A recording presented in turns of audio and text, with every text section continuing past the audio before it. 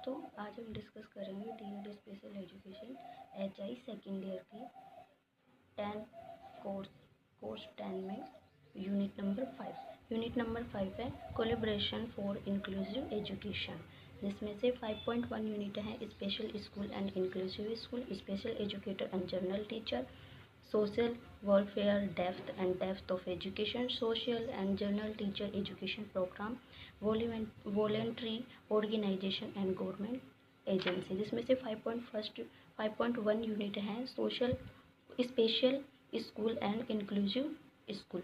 आपको पता है स्पेशल स्कूल्स क्या होती हैं, हम डिस्कस करते हैं। 5.1 स्पेशल स्कूल। स्पेशल स्कूल्स वो स्कूल होती हैं जिसमें विशेष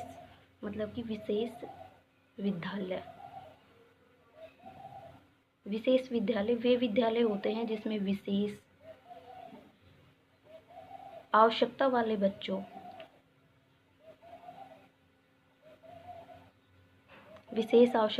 बच्चों को विशेष पाठ्यक्रम यानी जो कैरिकुलम है वो भी विशेष और स्पेशल होगा, विशेष पाठ्यक्रम एंड विशेष टेक्निक्स यानी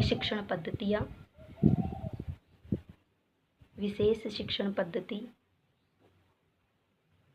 और विशेष टीचर के द्वारा विशेष शिक्षक के द्वारा पढ़ाया जाता है, उसे स्पेशल स्कूल कहते हैं। यानी स्पेशल स्कूल्स में वो होता है कि इस पे जो भी बच्चे होते हैं वो स्पेशल होते हैं और उनको एक स्पेशल तरीके से ही पढ़ाया जाता है, स्पेशल टेक्निक्स के द्वारा, स्पेशल शिक्षण पद्धति और स्पेशल जो टीचर्स होते हैं उनके द्वारा पढ़ाया जाता है। इनमें जो नॉर्मल बच्चे होते हैं वो इंक्लूड नहीं किए जाते हैं, जबकि जो इंक्लूसिव स्कूल हैं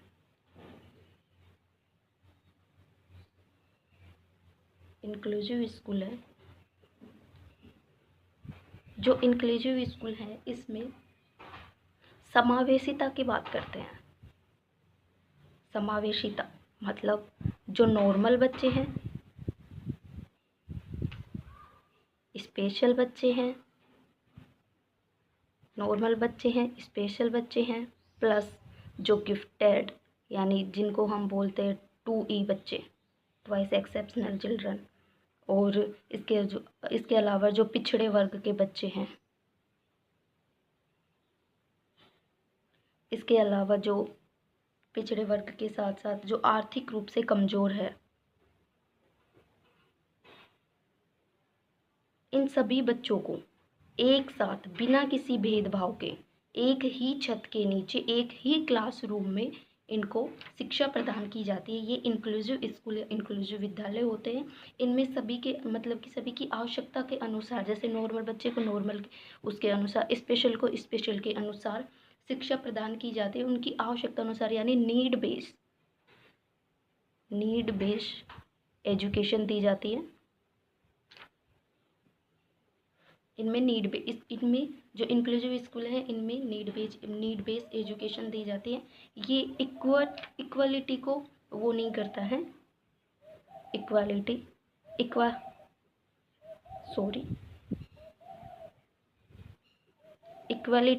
जो इंक्लूसिव एजुकेशन में इक्वालिटी को प्रोवाइड नहीं करता है, इक्विटी को प्रोवाइड करता है। इक्विटी का मतलब है कि सभी को उसकी आवश्यकता के अनुसार सहायता प्रदान करना, यानी नीड बेस्ड हेल्प, सभी को आवश्यकता के अनुसार सहायता प्रदान करना, ये इक्विटी होती है।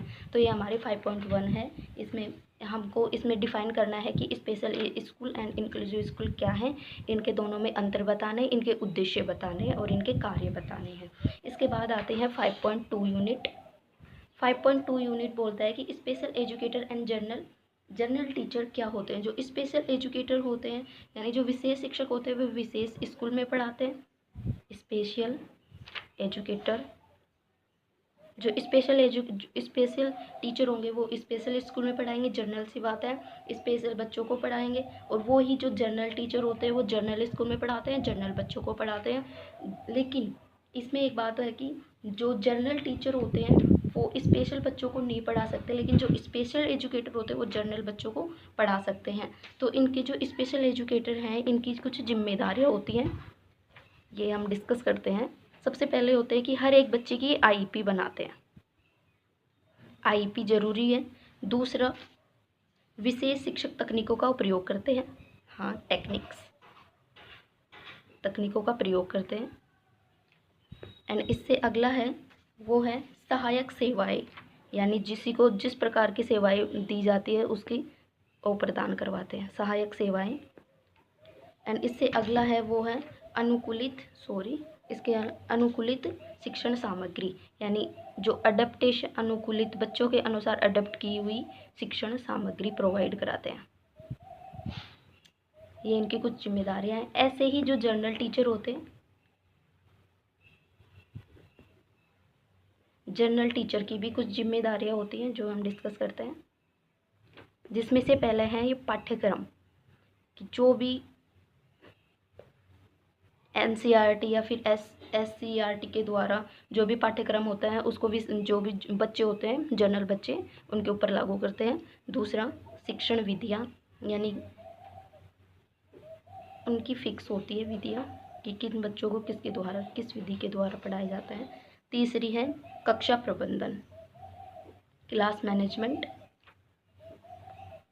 एंड फोर्थ है समूह शिक्षण, यानी ग्रुप स्टडी। एक बात और ध्यान रखना, जो स्पेशल एजुकेटर यानी जो स्पेशल टीचर होते हैं वो हर बच्चों पर इंडिविजुअली ध्यान देता है, यानी हर बच्चे पे इंडिविजुअली ध्यान, यानी हर बच्चे पर ध्यान देता है, यानी एक एक बच्चे को पढ़ाता है। और इसमें होता है कि ग्रुप स्टडी, यानी ग्रुप स्टडी होती है, सभी को एक साथ ही पढ़ाया जाता है, किसी पे पर्टिकुलर ध्यान नहीं दिया जाता है। इसके बाद हम डिस्कस करते हैं 5.3 यूनिट। 5.3 यूनिट है सोशल वेलफेयर डेप्थ, यानी सामाजिक कल्याण विभाग। Social welfare depth, social welfare depth, सामाजिक कल्याण विभाग क्या है? ये एक गवर्नमेंट विभाग है। इसमें समाज के कमज़ोर लोगों की भलाई व विकास को सुनिश्चित करना होता है। विभिन्न सामाजिक योजनाएं, ये जो समाज के लिए सामाजिक योजना, नीति, नियम लागू करते हैं। एंड जो सबसे इम्पोर्टेंट है, ये इम्पोर्टेंट है, लिख लेना इस पॉइंट को, ये महिला और बाल विकास पर जोर देते हैं, महिला और बाल विकास पर जोर देते हैं। इसके अलावा ये इनके जो कार्य हैं, इनके जो कार्य होते हैं वो सामाजिक सुरक्षा, कार्य में सामाजिक सुरक्षा, विकलांग व्यक्तियों की सेवा,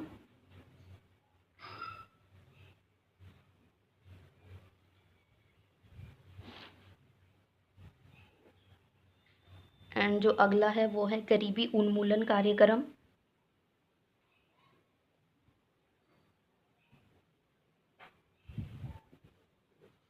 अगला है नशा मुक्ति कार्यक्रम। इन सभी कार्यक्रमों को एक साथ लेकर चलते हैं और समाज के कल्याण के लिए ये कार्य करते हैं। इसके बाद आता है वो है डेप्थ ऑफ एजुकेशन, यानी शिक्षा विभाग। Depth of education, depth of education क्या है? शिक्षा विभाग, ये शिक्षा को सभी के लिए समान रूप से लागू करना, यानी शिक्षा का प्रचार प्रसार करने का कार्य करता है। इसके निम्न उद्देश्य हैं, जैसे प्रत्येक बच्चे की आईईपी तैयार करना, आईईपी का निर्माण करना, एंड जो भी शिक्षण विधियाँ है उनका निर्माण करना, शिक्षण विधियों का निर्माण। शिक्षा में नवाचार, शिक्षा में नवाचार का मतलब है, ये नहीं समझ पाओगे आप। शिक्षा में नवाचार का मतलब है कि जो भी टेक्निक्स हैं, जो भी बच्चों के लचीलापन होना, यानी लचीलापन, दूसरा नाम लिख सकते हैं इसका लचीलापन, यानी जो भी टेक्निक्स हैं बच्चों की आवश्यकता के अनुसार उनको अनुरूप करना। फोर्थ है मूल्यांकन यानी असेसमेंट। ये इसके शिक्षा में इसके कार्य होते हैं कि शिक्षा के ऊपर ये लागू, इसके अलावा और भी अन्य कार्य होते हैं। बाकी हम डिस्कस करते हैं कि जो समाज कल्याण विभाग है, समाज कल्याण विभाग के द्वारा दो विभाग वो आए थे, जिसमें से पहला है ADIP, इसमें से लिख लेना, पहला है ADIP जिसका उद्देश्य है दिव्यांग बच्चों की ज़रूरतों को पूरा करना, एंड दूसरा है वो है LIMCO, ALIMCO, इसमें है सहायक उपकरण। ये कहाँ पे है, कानपुर में स्थित है। सहायक उपकरण प्रोवाइड करवाना, ये इसके उद्देश्य थे। और ऐसे ही जैसे एजुकेशन, डेप्थ ऑफ एजुकेशन यानी जो शिक्षा विभाग था, इसमें आए थे इसमें है जैसे SSA सर्व शिक्षा अभियान, दूसरा है रमसा RMSA रमसा, तीसरा है इंक्लूसिव एजुकेशन समावेशी शिक्षा। तो ये आपको ध्यान रखना है। इसके बाद हम डिस्कस करते हैं 5.4 यूनिट।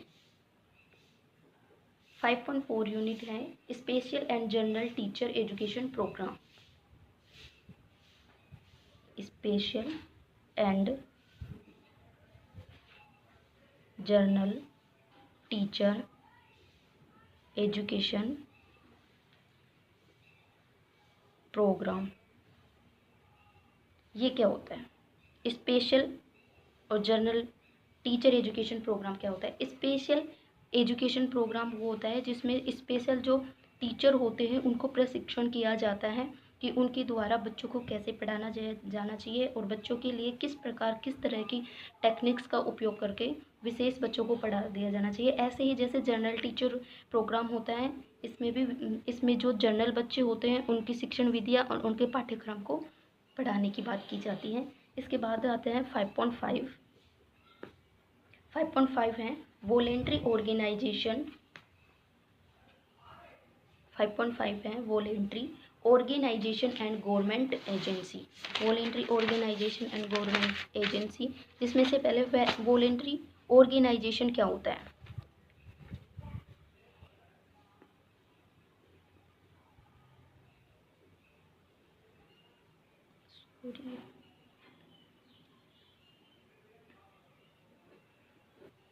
वॉलेंट्री ऑर्गेनाइजेशन यानी स्वैच्छिक संगठन, इसका हिंदी अर्थ है स्वैच्छिक संगठन, जिसमें इसमें NGO भी आते हैं। इसको NGO भी कहा जाता है, गैर सरकारी संगठन,